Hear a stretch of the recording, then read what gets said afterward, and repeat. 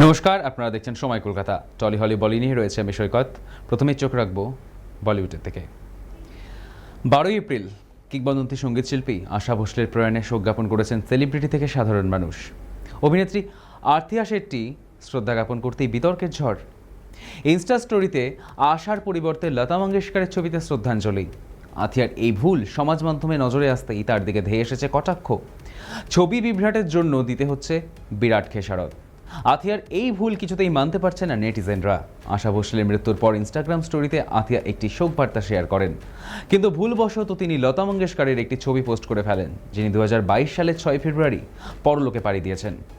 সমালোচনায় বিদ্ধ হতেই সোশ্যাল মিডিয়া থেকে পোস্টটি সরিয়ে ফেলেন আথিয়া, কিন্তু ততক্ষণে অভিনেত্রীর এই বিরাট ভুলের স্ক্রিনশট সমাজ মাধ্যমে ছড়িয়ে পড়েছে।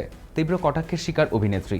তবে আথিয়া শেট্টি এখনও পর্যন্ত এই ভুলের কোনো প্রতিক্রিয়া দেননি। প্রথম পোস্টটি সরিয়ে আশা ভোসলের স্মৃতিতে আরও একটি পোস্ট শেয়ার করেন তিনি।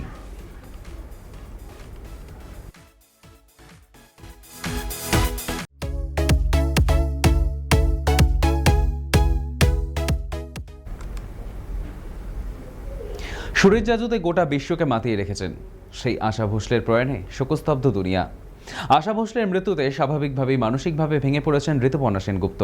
তিনি বলেন, আশাজি আমাদের জীবনের সুর সঙ্গীতের দেবী।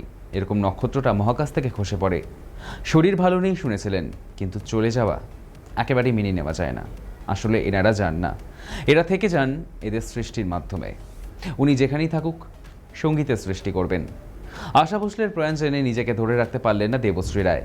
তিনি বললেন, তার কেরিয়ারের আশাজির অবদান এতখানি বলে বোঝাতে পারবেন না তিনি। তার দেবশ্রী রায় হয়ে ওঠার নেপথ্যে রয়েছে ওনারই বিশেষ অবদান। মানুষ আশাজির গানগুলোকে ভালোবেসেছে। পুজোর গানের জন্য, আশাজির গানের জন্য মানুষ অপেক্ষা করে থাকতেন। ব্যক্তিগত সম্পর্কে এই জন্য গভীর ছিল, কারণ তারা দুই বোন অর্থাৎ রুমকি ঝুমকি হিসেবে নাচ করতেন। আর ডি বর্মন আশা ভোসলের নাইট মানেই ছিল রুমকি ঝুমকির নাচ। আশাজির চলে যাওয়া অপূরণীয় ক্ষতি। চুমকি থেকে দেবশ্রী রায় হয়ে ওঠার পেছনে আশাজির অবদান অনস্বীকার্য।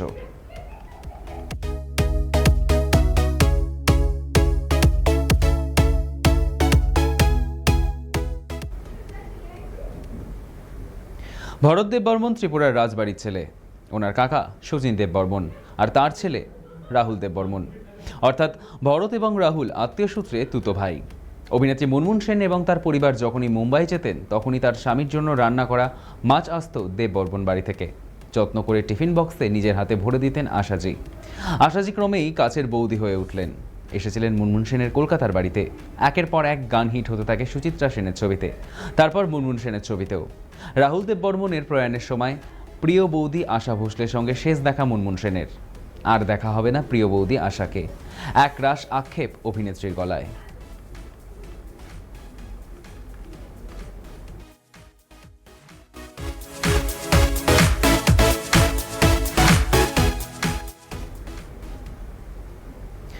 এখন ঘুম থেকে ওঠা থেকে রাতে বিছানায় যাওয়া পর্যন্ত সকলেই সোশ্যাল মিডিয়ায় অ্যাক্টিভ।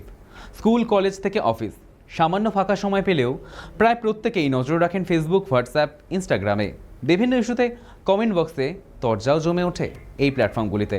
কিন্তু ইনস্টাগ্রামে এতদিন একটাই সমস্যা ছিল, একবার কমেন্ট করে ফেললে তা আর চাইলেও ঠিক করা যেত না।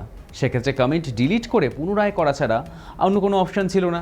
এবার সেই সমস্যা সমাধানের পথে ইনস্টাগ্রাম। এবার এক দারুণ ফিচার আনছে ইনস্টাগ্রাম। এবার মিলবে ইনস্টাগ্রামে কমেন্ট এডিট করার সুযোগ। ফেসবুকের মতোই এবার ইনস্টাগ্রামে মিলবে এডিটের অপশন। তবে হ্যাঁ, এক্ষেত্রে কিছু সীমাবদ্ধতা রয়েছে। এই ফিচারের জন্য বেঁধে দেওয়া হয়েছে নির্দিষ্ট সময়। কমেন্ট করার 15 মিনিট পর্যন্তই মিলবে এডিটের অপশন। জানা গিয়েছে আপনি এডিট করে শেষ যে বক্তব্যটি রাখবেন শুধুমাত্র সেটাই দেখতে পাবে সকলে। আগামীতে ইনস্টাগ্রাম তাদের মেসেঞ্জিং পরিষেবায় এক বড়সড় পরিবর্তন আনতে চলেছে। আগামী 8ই মে থেকে ইনস্টাগ্রামে বন্ধ হতে চলেছে default end to end encryption ব্যবস্থা। মেটার এই আকস্মিক সিদ্ধান্তে ব্যবহারকারীদের ব্যক্তিগত গোপনীয়তা নিয়ে দানা বেঁধেছে গভীর উদ্বেগ।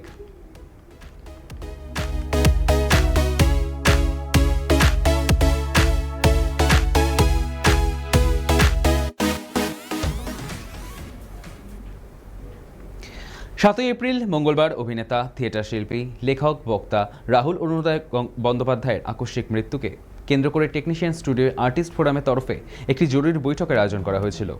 12 এপ্রিল রবিবার ফের রাহুল ও সুরক্ষাবিধি সংক্রান্ত বিষয়ে ফোরামের অবস্থান পুনরায় পর্যালোচনার জন্য আরও একটি জরুরি সভার ডাকা হয়েছিল। বৈঠক শেষে সাংবাদিকদের মুখোমুখি হয়ে আর্টিস্ট ফোরামের সভাপতি শান্তিলাল মুখোপাধ্যায় বলেন, সম্প্রতি যে ঘটনাটা ঘটেছে সেটা নিয়ে তারা প্রত্যেকে খুবই ভীত হয়ে পড়েছেন। যে কোনো সদস্য যে কোনো সময় বিপদের মুখে পড়তে পারে, এমনকি জীবনহানি পর্যন্ত ঘটতে পারে। তাই তারা কাজ করতে ভয় পাচ্ছে।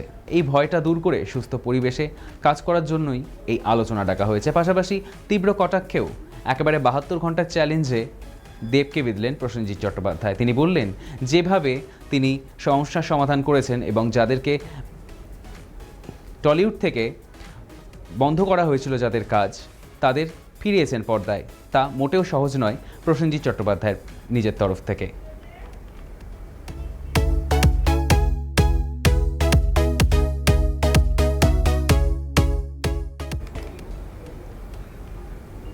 13 এপ্রিল থেকে শুরু হবে নতুন ধারাবাহিকের সম্প্রচার।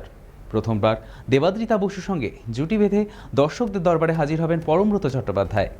অনেকদিন ধরেই ইন্ডাস্ট্রির অন্দরে পরমব্রত ধারাবাহিক কামব্যাকের কানাঘুষো। অবশেষে জল্পনায় শিলমোহর। প্রকাশ্যে কমলা নিবাস পরমব্রতর লুক। নতুন জুটিকে দেখতে মুখে রয়েছে দর্শক। নিপাট পারিবারিক গল্প বলবে এই ধারাবাহিক। গল্পের কেন্দ্রে রয়েছে কমলা ও শ্রীনিবাস। দ্বন্দ্ব আর আবেগের এক সুন্দর মেলবন্ধন করবে এই মেকায়। পরমব্রতর প্রত্যাবর্তন নিঃসন্দেহে এই ধারাবাহিকে নতুন মাত্রা যোগ করবে। 13 এপ্রিল থেকে ধারাবাহিকের সম্প্রচার শুরু হবে। ইতিমধ্যেই প্রকাশ্যে এসেছে কলাকুশলীদের লুক। কিন্তু পরমব্রত বা দেবাদ্রিতাকে কোন চরিত্রে দেখা যাবে সেই উত্তেজনা জিয়ে রেখেছে চ্যানেল কর্তৃপক্ষ। সোমবার সন্ধ্যায় হবে পর্দাফাঁস।